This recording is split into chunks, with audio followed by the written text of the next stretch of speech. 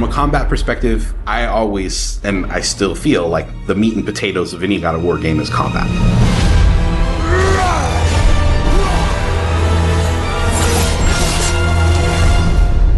Hi, I'm Sabra, and I'm a senior VFX artist on God of War Ragnarok. My name is Grace Pan, and I'm a gameplay animator in God of War Ragnarok. Hi, I'm Stephen O'Hara GBA, combat designer on God of War, and I create interesting and memorable creatures that players like to attack and defend against.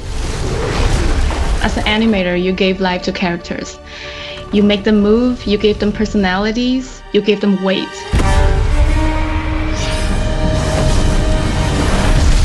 My role as a VFX artist is to put the power behind a move. You are in control of fire and earth and water and wind. Whether you are throwing your axe or on the receiving end of an enemy spell, VFX is what really gives the movement and the danger to every move that a character or enemy makes. I work really closely with the design team and the tech art team on this project specifically. We actually work a lot with camera, along with the guidance of our great camera team, so I find myself doing fight choreography sometimes. One of the most challenging parts about being a combat designer isn't the technical implementation of creating a creature, but it's really navigating that line between frustrating and engaging.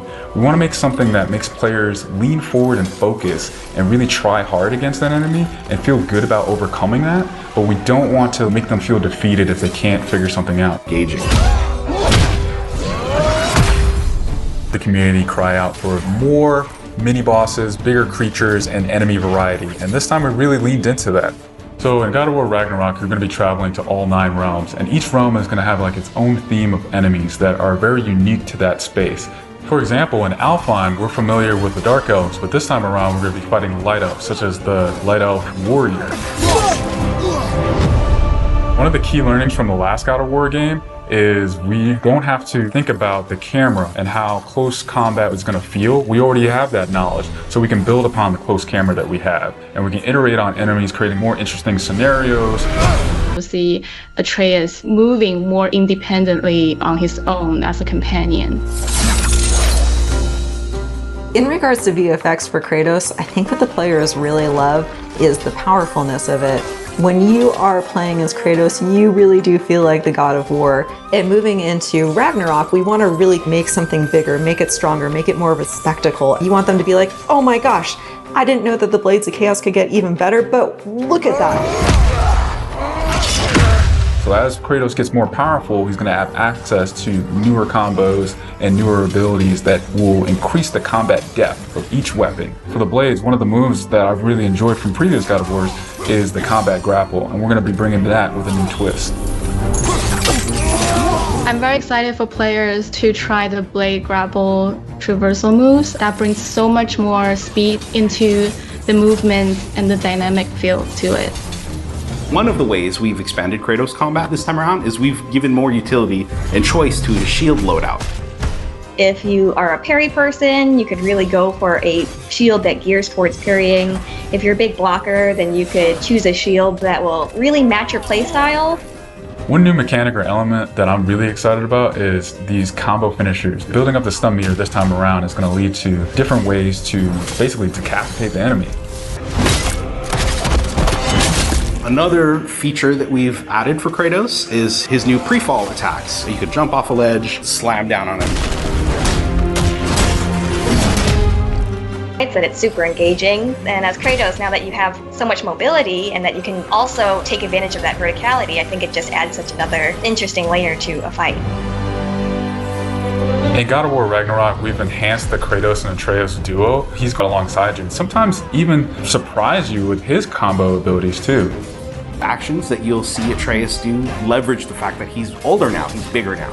And he's different from Kratos, so his magic has a different flavor.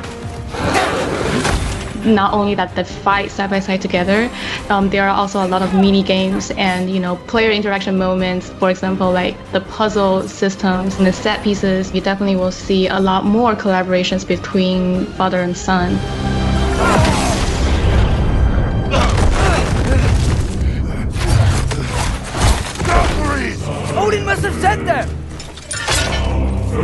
so much that goes into building a big set piece.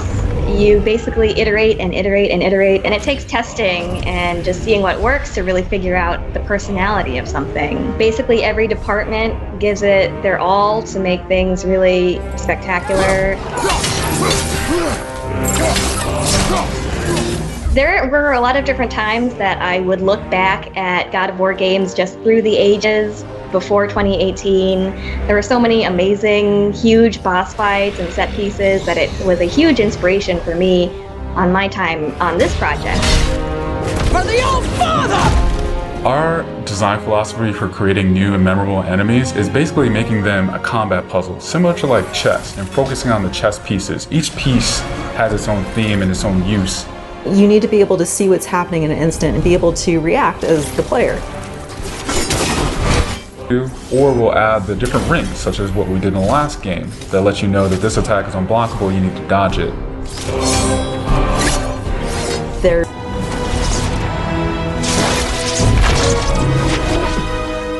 Everything you design has to be surrounding the essence of the character and a story. It's what makes it believable and memorable in the first place. I think what I'm most excited about is for players to experience the diversity of enemies that this game has to offer. You will be fighting everything from small little creatures to things that will take up the entire screen. All of their designs run the gamut. I think each one looks so much different from the next one, and each of them have their own play styles and their own little fantasies that go into it. And so I think if you are really into Norse mythology, you'll be very interested to see how Sony Santa Monica has taken some of these creatures and interpreted them for God of War. There's emotion behind it and intent behind it, and by the time it gets to you, everything that has been sweated over, bled over, tested.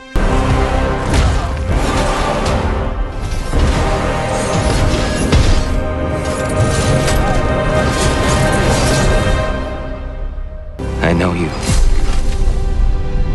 God Killer. What is it you want from me? Is it a god of war you came to find? You don't really want war, do you, Kratos? All that blood on your hands?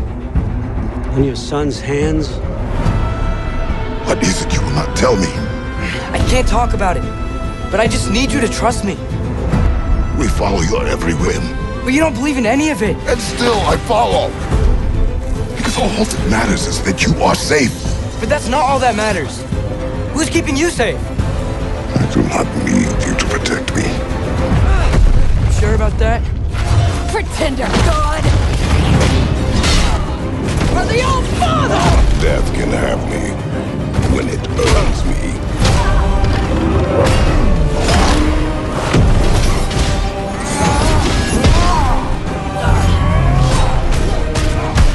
What do you even know of godhood? In your lifetimes, has anyone ever worshipped you? Ever prayed to you? Can you even imagine that kind of love? No! You don't care about anything beyond yourself. Beyond the monster who kills without cause.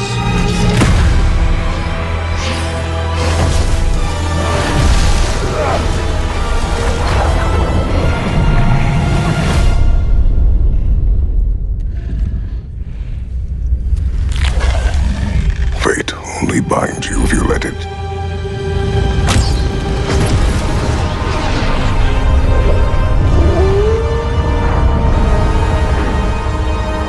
Do what is necessary. Not because it is written.